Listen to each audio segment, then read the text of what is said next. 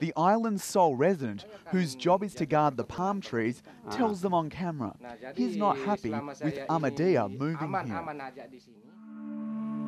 But these men have no home. In 2006, they were forced to abandon this village in Lombok when a neighbouring community forced them out. When some Ahmadiyya members tried to return late last year, their houses were looted.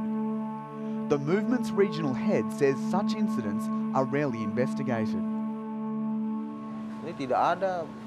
Authorities haven't arrested any perpetrators of the attacks, and they don't actively try to solve the case. We had to report to the police station directly to get them to pursue the case. This shows authorities' lack of support and commitment to enforce the law. Mungkinkah kau masih mengharapkanku? 22 Ahmadiyya families now live in this shelter in Lombok's capital, Mataram. Young and old crammed together in fetid makeshift tents.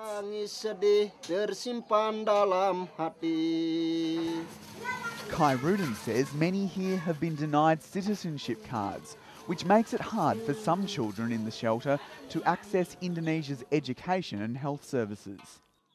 To be honest, we don't like living here, but since this is a matter of defending our faith and beliefs, then we have to accept the conditions. We are forced to accept it.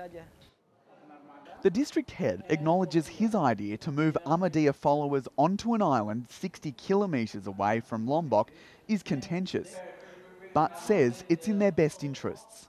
Kita tidak memberikan solusi menyangkut juga hak asasi. Perhaps the relocation solution could be seen as a violation of human rights, but for the local government it's a good solution. Why they're being isolated is because characteristically they're keen on an exclusive system of society. Harmony is a selling point for an island trying to be a tourist mecca like neighbouring Bali. Zainia Roni says Ahmadiyya's exclusive and elitist approach to their faith triggers suspicion amongst mainstream Muslims. It's affecting human beings in a harmful way.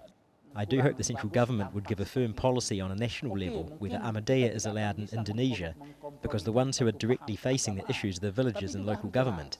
This is the problem. The Indonesian government's Religious Affairs Ministry issued a decree in 2008 banning Ahmadiyya from publicly practicing and spreading their faith.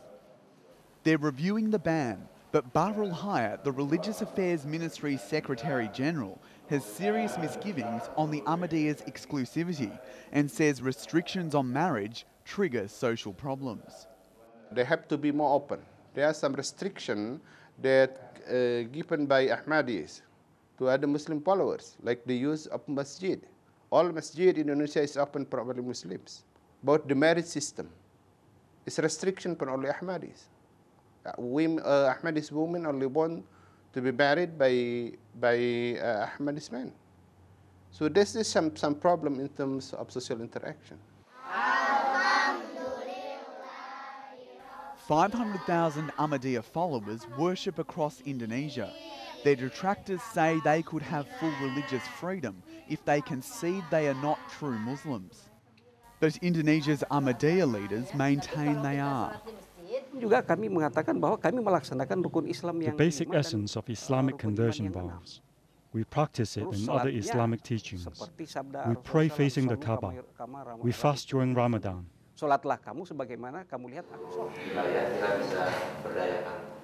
Ahmadiyya's leadership meet once a month in the safety of a compound. Their spokesman says Indonesia should be more open-minded. What we regret is our different interpretations should be talked through a dialogue. It's certainly not going to be resolved by physical attacks. One of Indonesia's most prominent lawyers, Adnan Boyong Nasution, wants to take on Ahmadiyya's case. But that means also taking on Indonesia's mainstream Muslim bodies, who denounce them as heretical. I doubt that they really dare to make a case against those people. I understand why, because they're afraid they became more angry, more aggressive, because they were bigger than Ahmadiyya. It's very small. group. Indonesia's constitution guarantees freedom of religion in a nation where more than 85% of the population are Muslim.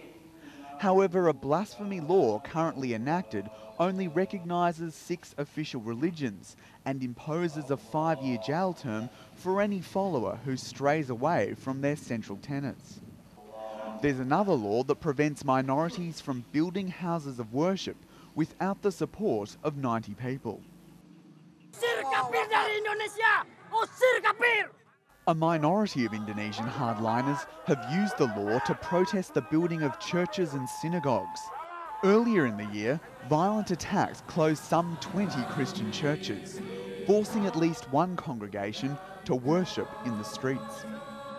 The laws are also being used to justify attacks on religious minorities like Ahmadiyya. This amateur footage taken in 2008 near Riau in Sumatra shows an Ahmadiyya mosque being targeted by a local mob.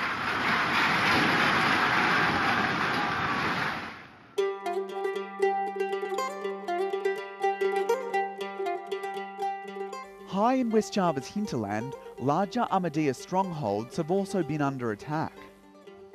Scorched floors and burnt Korans remind the village head Mubarak Ahmed of last September's attack on the mosque, madrasa and surrounding houses. They didn't only throw stones, but also Molotov cocktails, causing the mosque to burn. The carpet was burned. The young people tried to put out the fire and mistakenly thought to fight back.